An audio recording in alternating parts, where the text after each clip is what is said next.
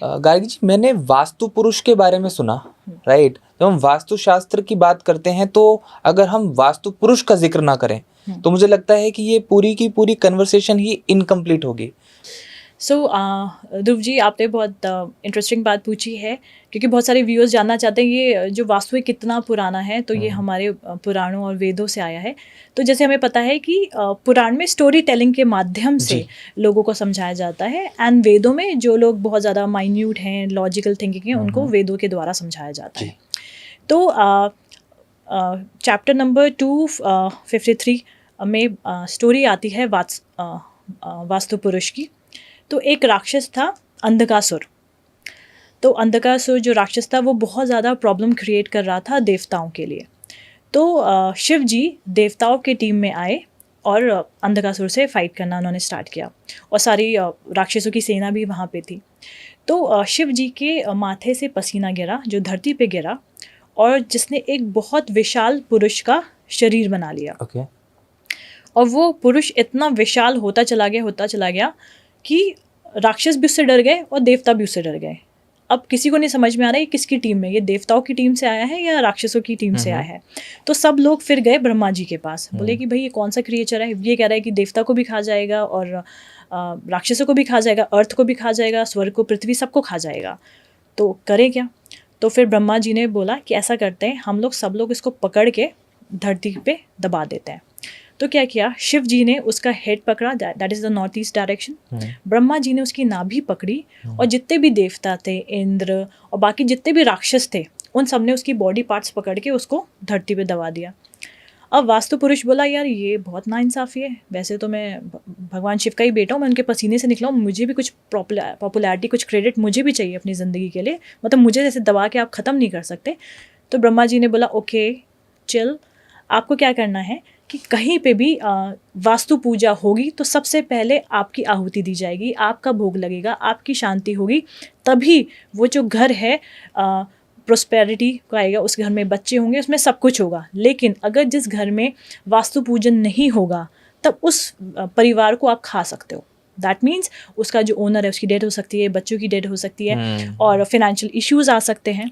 तो ये जो स्टोरी है, और वो जितने भी देवता थे वो वही सारे देवता हैं जिसमें डिफरेंट डायरेक्शन में डोर्स हैं, है ना। कुछ डोर्स में इंद्र हैं, किसी में यम है, किसी में कुछ है।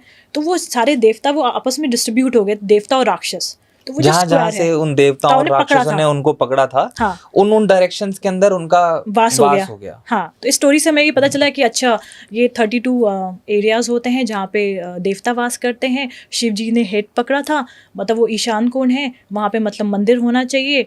ब्रह्मा जी ने नाभि पकड़ी तो वो ब्रह्म स्थान हो गया, नाभि का स्थान हो गया। और इस वजह से हमें वास्तु पुरुष की जब हम पूजा, मतलब घर में जब हम कुछ नया घर बनाए तो वास्तु पुरुष को आहुति देनी चाहिए, then it will be good for us. So this is how Matsya Puran help us in a very storytelling way कि हमें सब चीज़ें कैसी करनी चाहिए। एंड इसमें एक बहुत इंटरेस्टिंग चीज़ मैं आपको ये बताती हूँ कि जैसे कि पहले के जो घर होते थे उसमें 2 डोर्स होते थे, राइट जी। दैट सिग्निफाइज इंगना and Pingala, like 2 nostrils, right and left, ठीक है।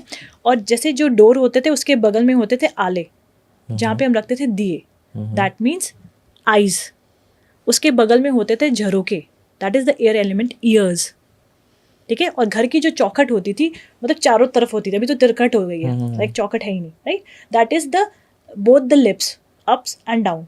सो when you are entering in this high cosmic energy house, जहाँ पे फायर एलिमेंट भी है, एयर एलिमेंट भी है, सारे अच्छे एलिमेंट्स हैं, face of the vastu you are entering, then it's very powerful for you. So if you are understanding the concept of Vastu Purush as a human being, then it's very easy to understand. Like for example, like जैसे अगर कोई पुरुष खड़ा है, जैसे ईशान कोण में आपका मुंह है, तो अगर किसी इंसान की पेट बढ़ता है तो क्या बोलते हैं, भाई तोंद निकला है, सेठ आदमी हो गया। अगर किसी का पीठ निकला हो तो, मतलब एक साउथ और वेस्ट बड़ा हुआ हो तो क्या कहेंगे, कुबड़ा कहेंगे उसको। तो क्या वो अच्छा है? तो ये तो सिंपल हो गया ना कि अगर अच्छा वो पीठ होता है साउथ वेस्ट, वहाँ पे नहीं बढ़ना चाहिए क्योंकि घर फिर डिसबैलेंस हो जाएगा, नॉर्थ ईस्ट बड़ा होना चाहिए, then it's good for us, right. So अगर ये बेसिक कॉन्सेप्ट हम वास्तु में मतलब इजी लर्न करने के लिए अगर हम समझें तो it's very easy to understand and implement also. मैं ये समझना चाहता हूँ what are the core principles of vastushastra, और आज के समय में लेमैन जो है, साधारण मनुष्य जो है, वो उसको कैसे समझ सकता है? देखिए, बेसिक 5 प्रिंसिपल्स होते हैं वास्तु के।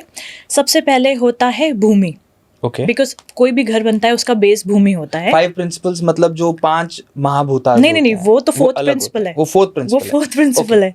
तो first principle is the selection of the land. Okay. तो जब आप लैंड करते हैं तो हमारे जैसे विश्वकर्मा प्रकाश में, माया मंतम, इस टाइप के जो बुक्स हैं हमारे, उसमें ये बताया गया shape of the land, like square land है, ट्रायंगल लैंड है, रेक्टेंगल लैंड है, या एल शेप लैंड है। तो हर लैंड्स के बेनिफिट्स बताए गए। शेरमुखी, गौमुखी, ये सब।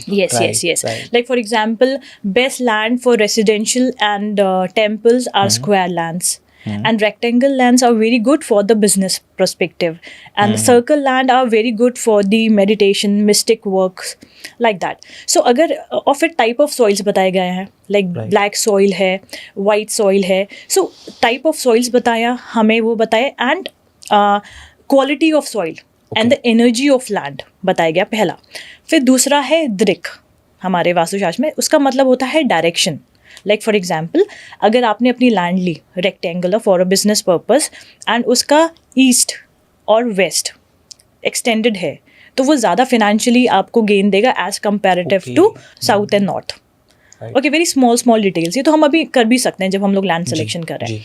फिर उसके बाद ये दृक् हो गया. उसके बाद होता है मुहूर्त, टाइम. ओके. सो लोग आजकल मुहूर्त को तो स्केप कर देते हैं. लाइक फॉर एग्जांपल, उसमें इतना तक बताया है कि जैसे अगर कोई नई बहू घर में एंटर कर रही है तो उसका मुहूर्त क्या होना चाहिए.